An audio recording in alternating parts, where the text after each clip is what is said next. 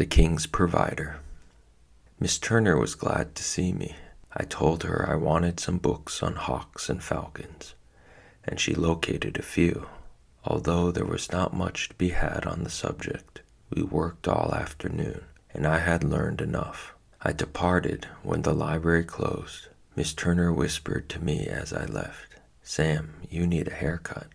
I hadn't seen myself in so long that this had not occurred to me. Gee, I don't have any scissors. She thought a minute, got out her library scissors, and sat me down on the back steps. She did a fine job. I looked like any other boy who had been playing hard all day, and who, with a little soap and water after supper, would be going off to bed in a regular house. I didn't get back to my tree that night. The May apples were ripe, and I stuffed on those as I went through the woods. They taste like a very sweet banana, are earthy and a little slippery, but I like them. At the stream I caught a trout. Everyone thinks a trout is hard to catch because of all the fancy gear and flies and lines sold for trout fishing. Honestly, they're easier to catch than any other fish. They have big mouths and snatch and swallow whole anything they see when they are hungry. With my wooden hook in its mouth, the trout was mine. The trouble is that trout are not hungry when most people have time to fish.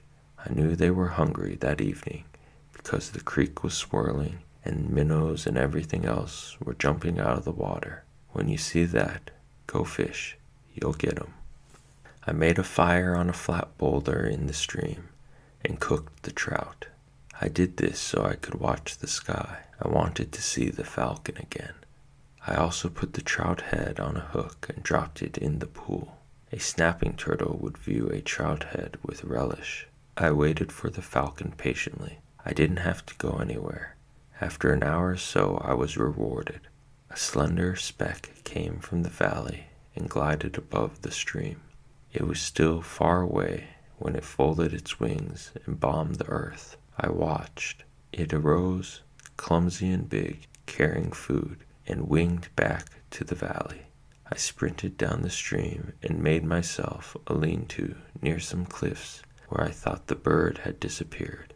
Having learned that day that duck-hawks prefer to nest on cliffs, I settled for this site. Early the next morning I got up and dug tubers of the arrowleaf that grew along the stream bank. I baked these and boiled mussels for breakfast. Then I curled up behind a willow and watched the cliff. The falcons came in from behind me and circled the stream. They had apparently been out hunting before I had gotten up, as they were returning with food. This was exciting news. They were feeding young, and I was somewhere near the nest. I watched one of them swing into the cliff and disappear. A few minutes later, it winged out empty-footed. I marked the spot mentally and said, "Ha!"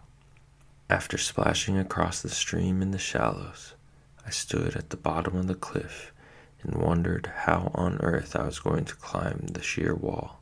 I wanted a falcon so badly, however, that I dug in with my toes and hands and started up. The first part was easy. It was not too steep. When I thought I was stuck, I found a little ledge and shinnied up to it. I was high, and when I looked down, the stream spun. I decided not to look down anymore. I edged to another ledge and lay down on it to catch my breath. I was shaking from exertion, and I was tired. I looked up to see how much higher I had to go when my hand touched something moist. I pulled it back and saw that it was white, bird droppings. Then I saw them, almost where my hand had been, sat 3 fuzzy, whitish, gray birds. Their wide-open mouths gave them a startled look. "Oh, hello," I said. "You are cute." When I spoke, all 3 blinked at once. All 3 heads turned and followed my hand as I swung it up towards them. All 3 watched my hand with open mouths. They were marvelous. I chuckled, but I couldn't reach them. I wormed forward, and wham! Something hit my shoulder. It pained. I turned my head to see a big female. She had hit me. She winged out, blanked, and started back for another strike. Now I was scared, for I was sure she would cut me wide open. With sudden nerve, I stood up, stepped forward, and picked up the biggest of the nestlings. The females are bigger than the males. They are the falcons. They are the pride of the kings. I tucked her in my sweater and leaned against the cliff, facing the bullet-like dive of the falcon. I threw my foot as she struck, and the sole of my tennis shoe took the blow. The female was now gathering speed for another attack, and when I say speed, I mean 50 to 60 miles an hour. I could see myself battered and torn, lying in the valley below, and I said to myself, "Sam Gribley, you had better get down from here like a rabbit." I jumped to the ledge below, found it really quite wide, slid on the seat of my pants to the next ledge, and stopped.